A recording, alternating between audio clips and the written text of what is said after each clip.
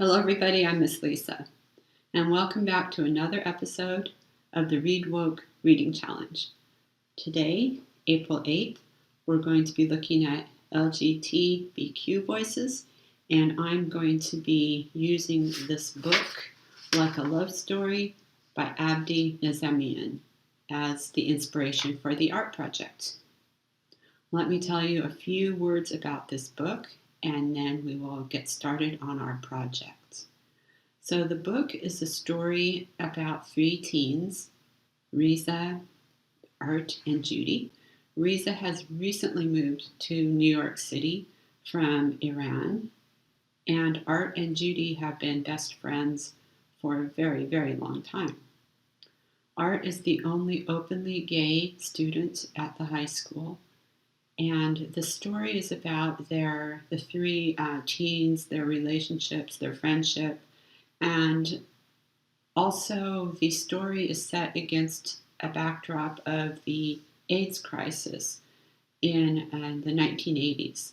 So it talks a lot about the gay community because Judy's uncle Stephen is living with AIDS.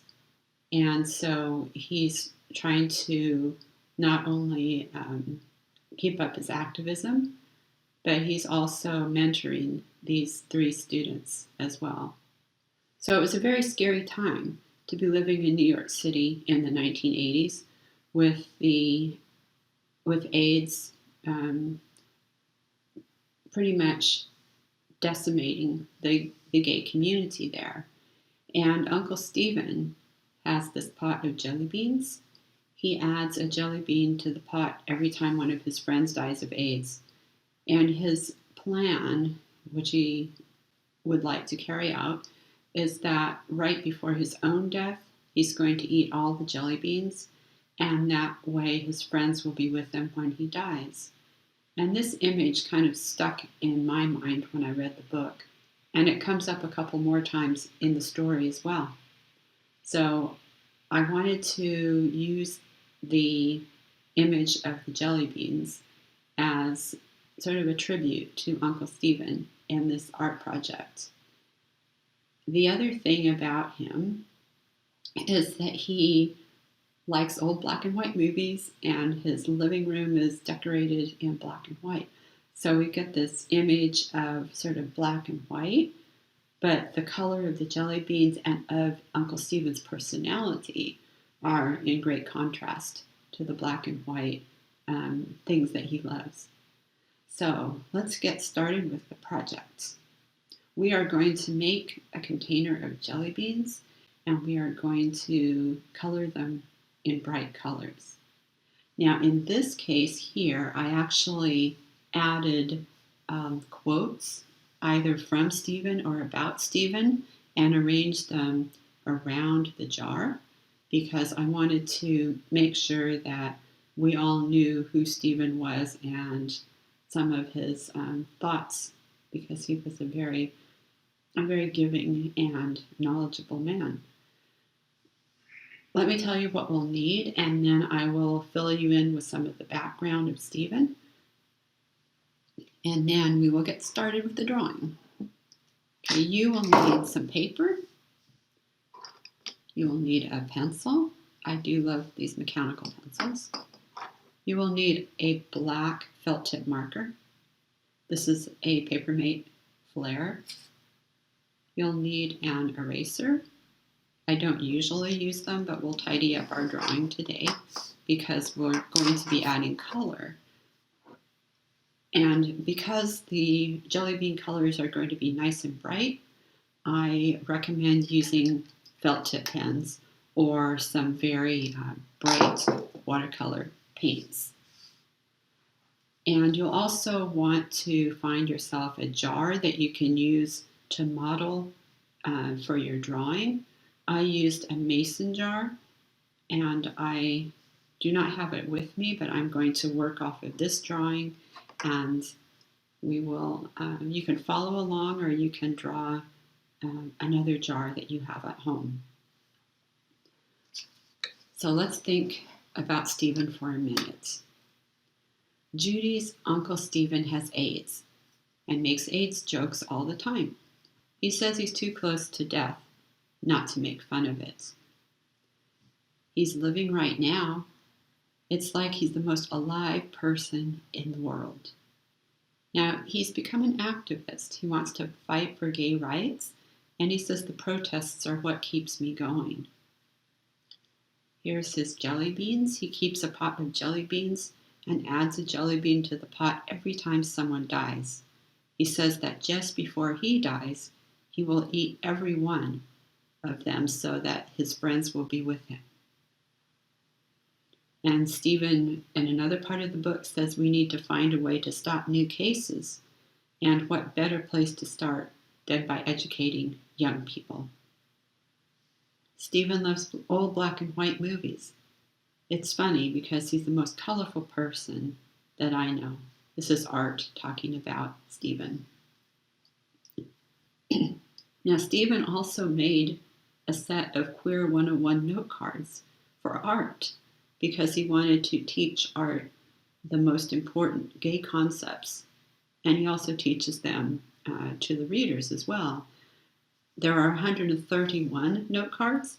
Unfortunately, only several of them are actually seen in the book.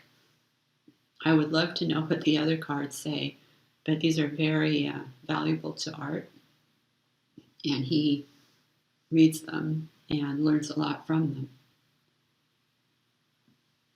Excuse me.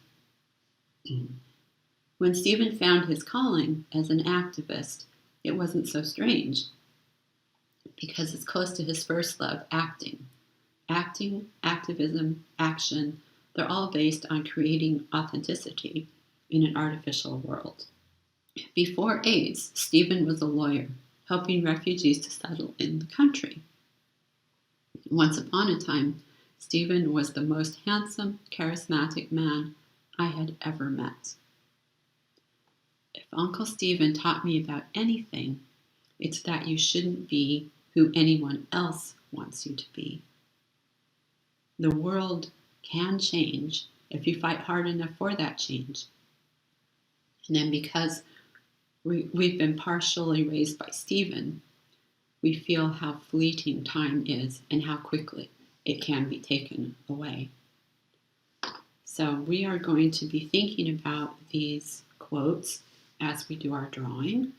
And I probably am not going to write all of this on the piece that we're going to be creating now because I wanted to put them here so that you can read them.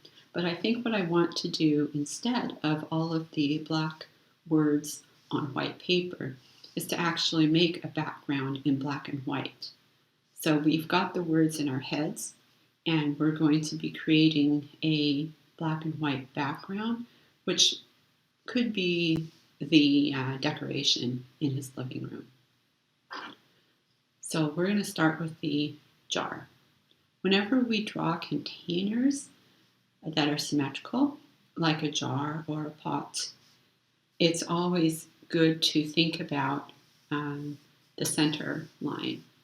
So if we have a center line, it helps guide us so that we can make a good approximation of symmetry. We'll be able to look and decide quite easily whether something is the same on one side as it is on the other. And whenever we have a container with a circle at the top, as we tilt the circle, it's going to appear to be an oval. And so that's why we tend to draw containers with an oval top, even though we know they're round.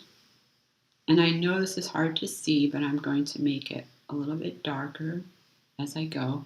I always start out light and then go darker. So I start out with less pressure and then work towards heavier pressure. And then what I'm going to do is I'm just going to draw very lightly a vertical line, which is going to be my center line. And so I'm going to use the mental comparison from one side to the other to make sure that I end up with a symmetrical container. I'm going to do a little bit of, because this is a mason jar, I'm going to bring the sides down just a little bit, and I'll alter the actual silhouette in a minute. And then I'm going to make the bottom of the container, which was very slightly coming inwards. Now I'm going to make an oval at the bottom as well. And the curve on this part of the jar is going to match the curve up there. I'm going to turn this into an oval shape as well for the base.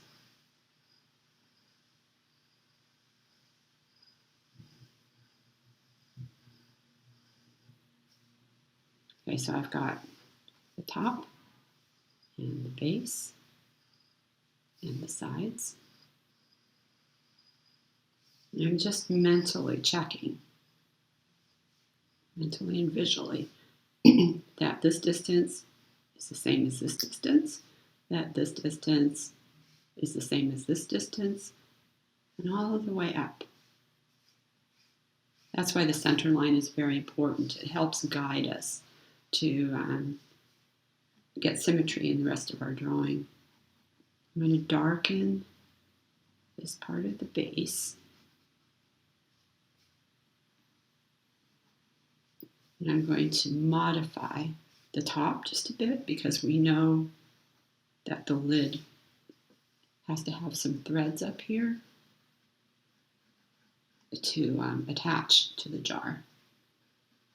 I'm just going to give an indication.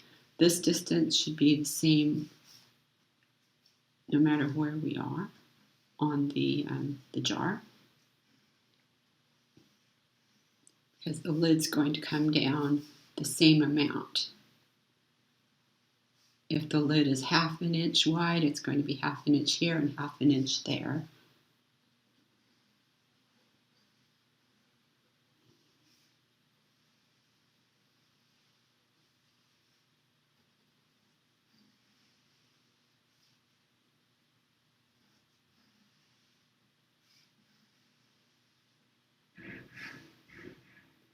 I'm just going to modify the silhouette a little bit so it looks like we've got some tracks for the metal part of the lid to come down and attach.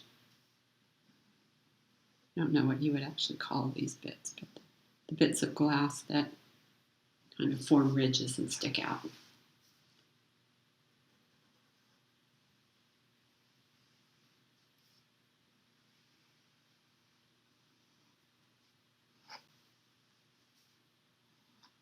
Okay, I'm just going to take my eraser now and just tidy up a little bit. I don't want the back here showing because that's going to be covered in jelly beans.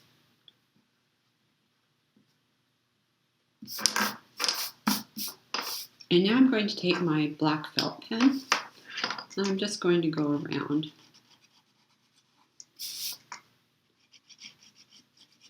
the outside of my jar.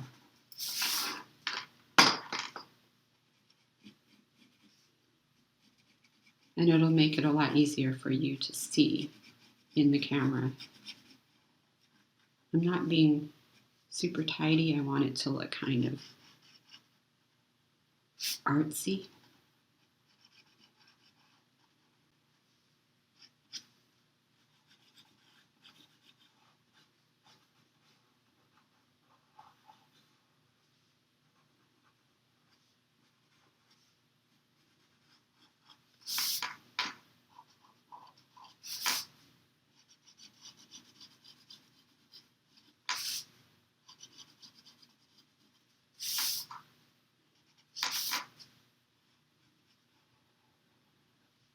I don't want to give away too much of the story because it's actually a very good story.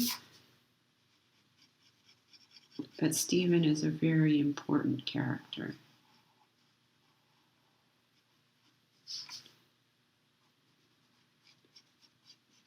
Somehow he He understands all of the traumas that high school kids go through, and he's able to guide Judy and her two friends.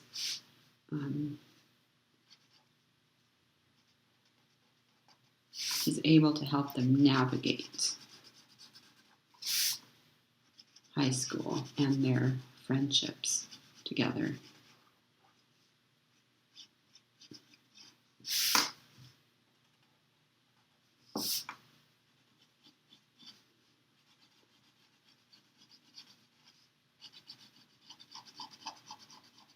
Okay, hopefully that looks somewhat symmetrical.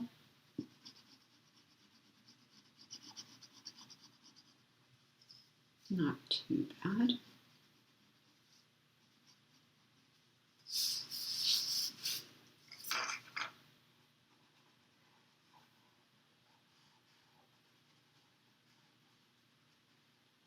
And now I'm going to start making some jelly bean shapes.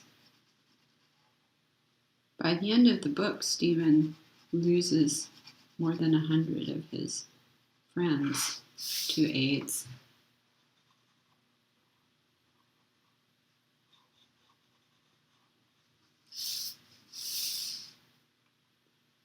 So I'm going to put a label.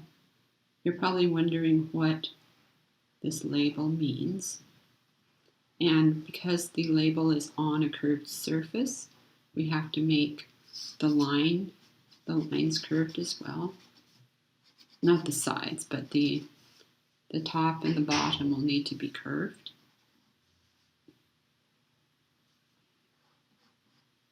And we're going to write Uncle Stephen. You can write something else.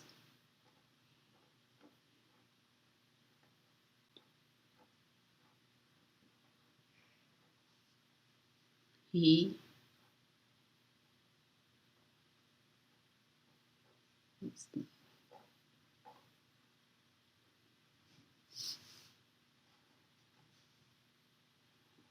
and this quote actually came from Judy just after Uncle Stephen passes away.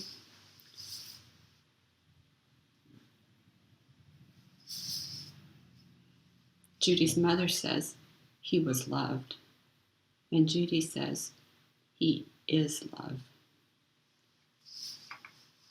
So I would put that on the front of the jar, and now I'm going to start making some jelly bean shapes.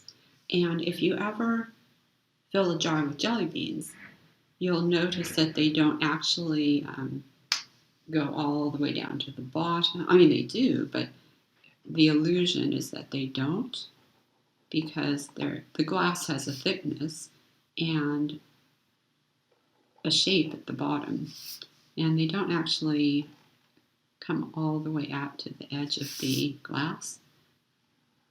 So I'm just going to put them in like this, kind of randomly. Some of them we'll see from the end, so they're just going to look like circles.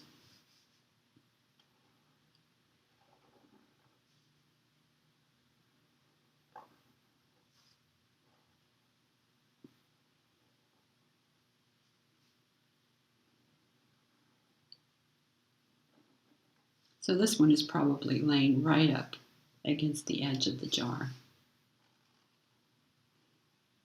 as is this one. Here's another one seen from the end.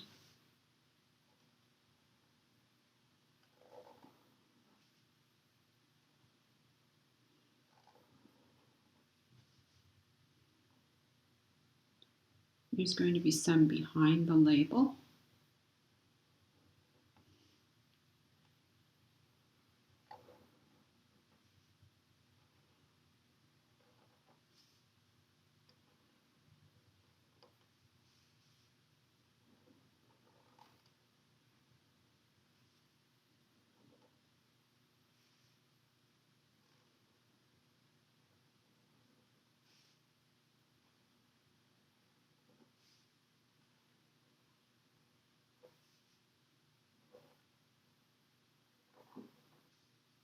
When we get up to this part of the jar, there's going to be some distortion because we're going to be seeing some of the color through these ridges in the glass. And so that causes a bit of distortion in the image. And what I did here was I just added some color where we know the jelly bean is, but we're not actually seeing the details of the shape of the jelly bean because of the fact that we're looking through different layers of glass. So I'll just indicate some little shapes and then some color. We'll put color in this area, but not define them as jelly bean shapes.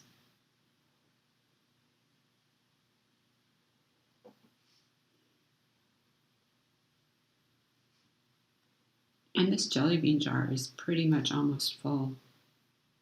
It's got a lot of jelly beans in it.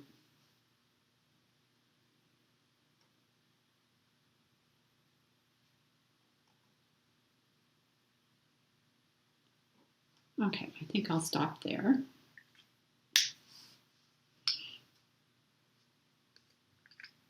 And now I've got my felt tip markers in some nice jelly bean colors. Let me just tidy this up a tiny bit.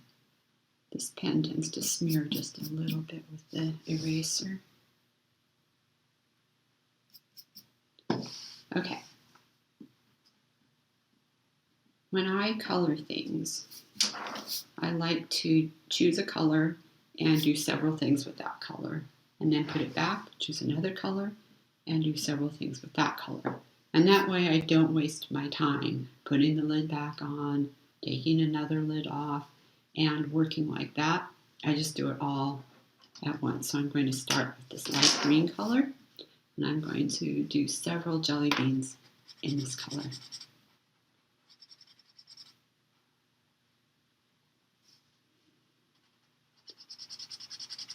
So if you ever want to know somewhat of the history of the AIDS crisis in New York City, this would be a good book to read. The author tells us about the activism that was going on at the time. Stephen is part of ACT UP, and the 3 teens also become involved.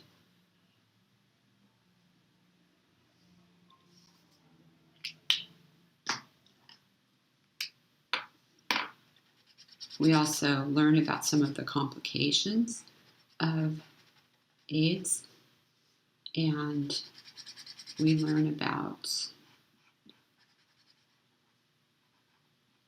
what we get a better idea of what it's like to live and die from AIDS.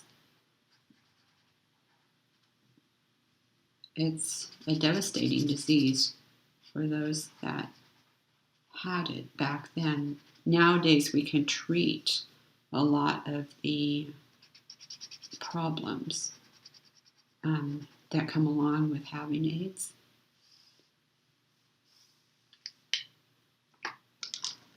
But it can be quite a devastating disease.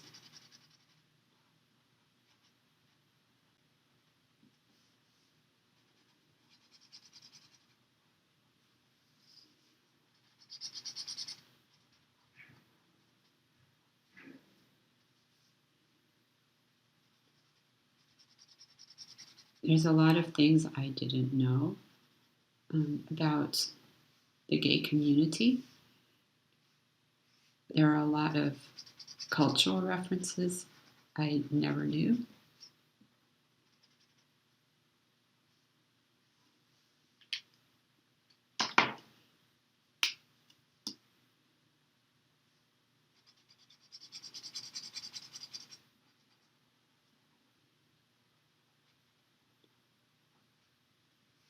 And I always wondered what it was like to live in New York City. I think this book gave me an idea.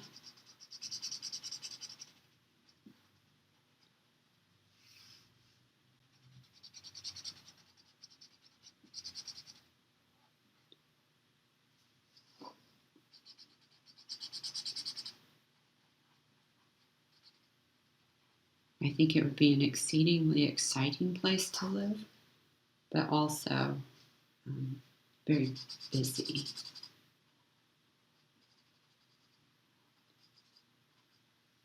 I think if I did live in New York City, I would be spending a lot of time sketching and painting.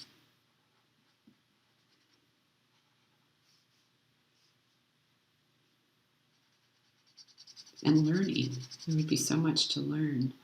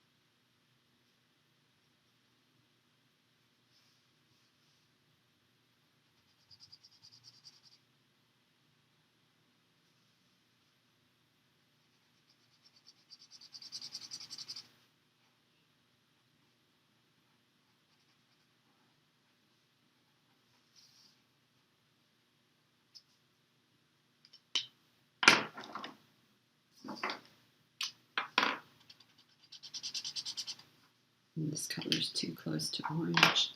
Let's try the pinker one.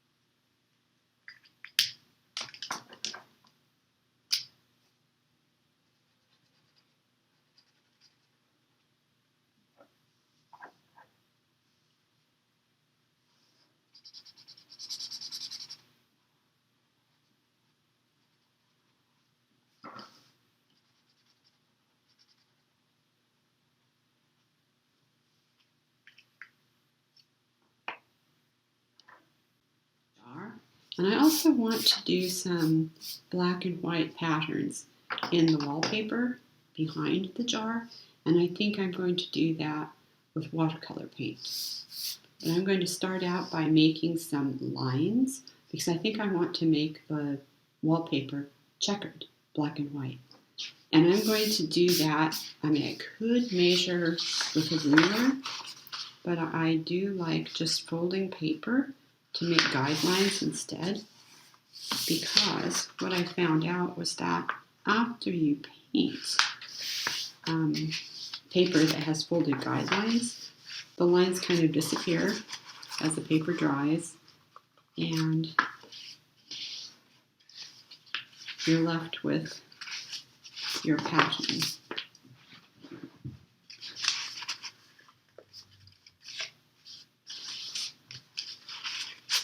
Maybe these will be more like rectangles.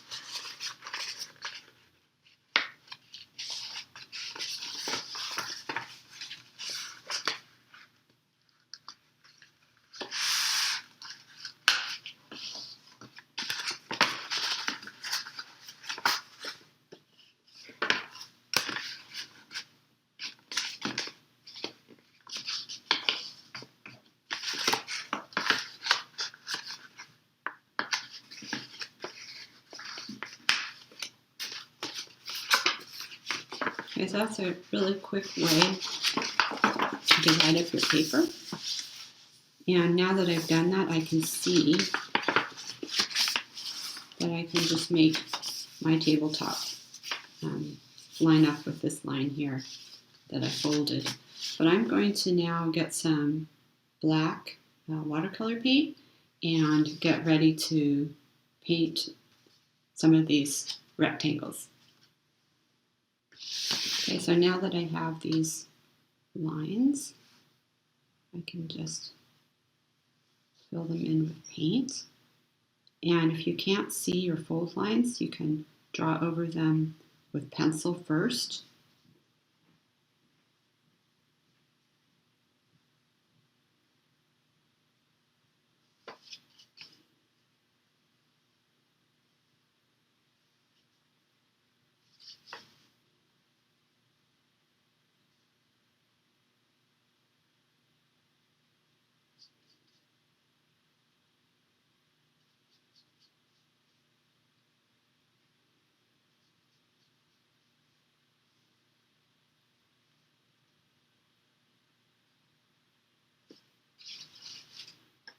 When I come down to the jar, I want to be careful not to actually get too close to that black line, because I don't want to lose the edge of the jar.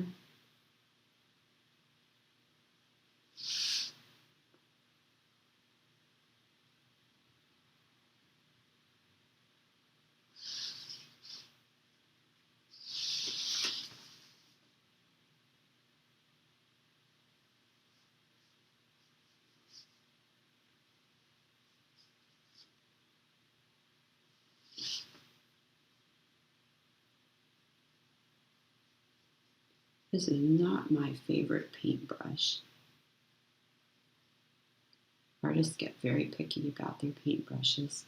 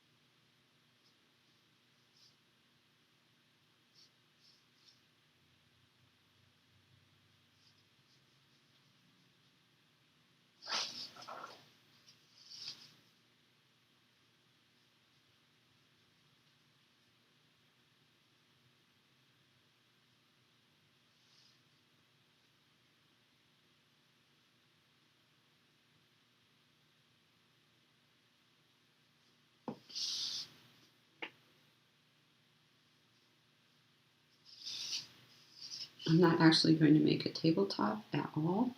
I've changed my mind. I like this black and white checkers. I'm just going to continue. And when it dries, I'm just going to erase that pencil line.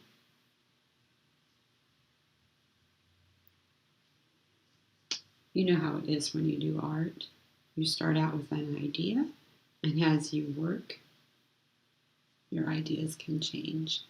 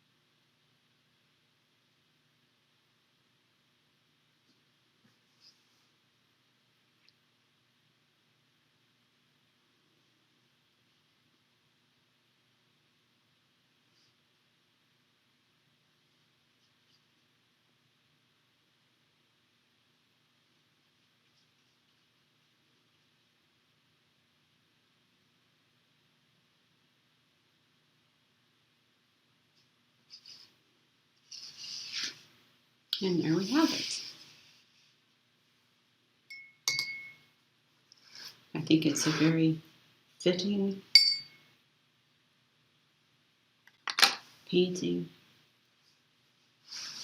for Uncle Stephen. Oops, let me put it in the other place.